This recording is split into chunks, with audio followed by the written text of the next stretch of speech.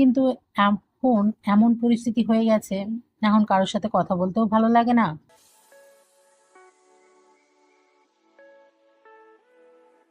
নমস্কার, hi everyone, কেমন আছেন সবাই? আশা করছি সবাই ভালো আছেন, আমিও ভালো আছি।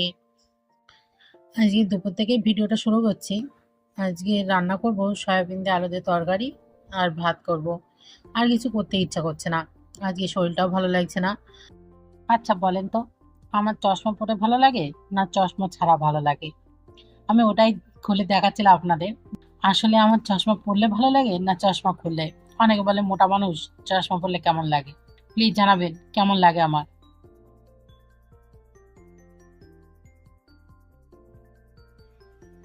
এখন বাজে 3টে। আহ, 3টে বেজে গেছে, আমি এখনো চান করিনি, ভিডিও এডিট করছিলাম। তো এবার চান দান করে নেবো, খাওয়াও হয়নি। 12টার দিকে একটু খেয়েছিলাম বলে আর এখন অত খেতে পাইনি। দেখি আজকে ওয়েদারটা ভালোই আছে, তো বিকেলে জিমে যাব, যেহেতু 2-3 দিন যাওয়া হয়নি।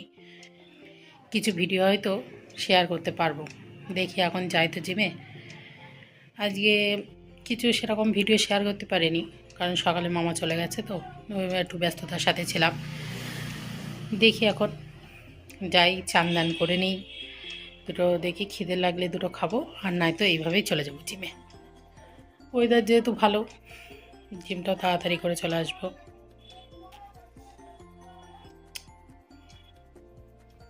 এটা একটি চা, চা বলবো নাকি? যাই হোক, এটা খেলে খুব এনার্জি পাই আমি। জিমে যাওয়ার আগে আমি এটা খেয়ে যাই। এটা একটু লেবু লেবু টেস্ট, এতে কোনো ইয়ে নেই যে সাইড এফেক্ট হবে, তা না। তো আপনাদের সঙ্গে ওই জন্য আজকে শেয়ার করলাম। আজ কিছু কথা বলতে ইচ্ছে হলো আপনাদের সঙ্গে। এই যে আমি মোটা, তার জন্য কিন্তু প্রতিনিয়ত আমার কথা শুনতেই হয়, সেই বাড়ির থেকে হোক আর বাপের বাড়ির থেকেই হোক। আমি বাপের বাড়ি যাই না, কারণ আমার পাড়া প্রতিবেশীর লোক খুবই আজে বাজে ভাবে আমার বাপে মাকে বলে, সেই কারণের জন্যই যাওয়া হয় না। সমাজ বা পাড়া প্রতিবেশী সবসময় যে ভালো হবে এমনও নয়, কেউ কেউ খোঁচা মারার জন্য রেডিই থাকে। কিন্তু এটা বোঝে না যে তারাও একদিন কোনো না কোনো রোগ বা কোনো না কোনো কিছুতে তারাও জর্জরিত ছিল। কিন্তু কি, ওই যে বাইরে যাদের সুন্দর তারাই সবসময় সম্মানটা পায়, কিন্তু যাদের অন্তর সুন্দর তারা কিন্তু সবসময় সম্মানটা পায় না।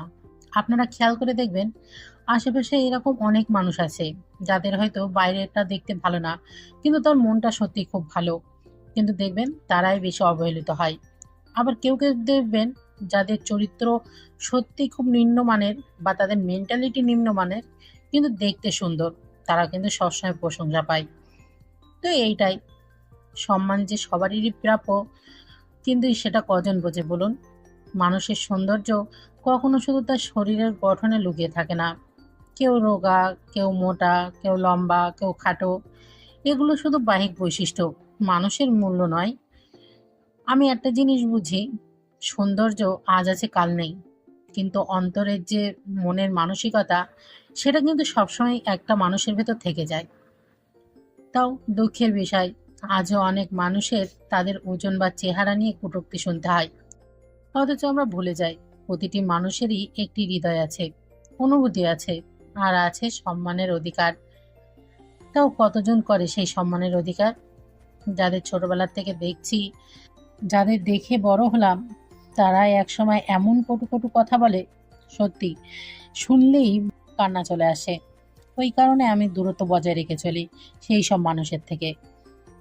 আমার এখন কাউকেই ভালো লাগে না, কারোর সাথে দুদণ্ড কথা বলতেও ইচ্ছা হয় না। আমি জিমে যাই, ওই টাইমটা মনে হয় যে না, আমি আমার জগতে আছি, কারণ ওই টাইমটা আমি আমাকে খুঁজে পাই। আমার তখন মাথায় না থাকে কোনো টেনশন, না থাকে কোনো কিছু। জিম করতে আমার কোনো কষ্ট নেই, কিন্তু আমার এই যেতে আসতেটা একটু কষ্ট হয়ে যায়, এই জন্য মাঝে মাঝে গ্যাপ পড়ে যায়। কিন্তু ওইটার জন্যই আমার যাওয়া, যে আমি ওখানে গেলে আমার শরীরটা ভালো থাকবে, আমার মনটা শান্তি পাবে।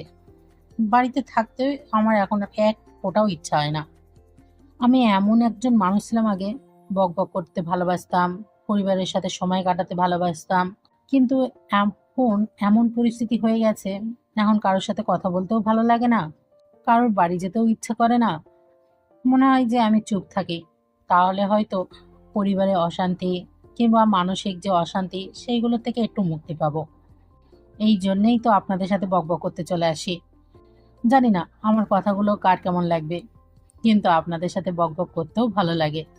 ওই জন্যে যে মনের কথাগুলো আমি মন খুলে এখানে বলতে পারি। আজ তাহলে ভিডিওটা এই পর্যন্তই।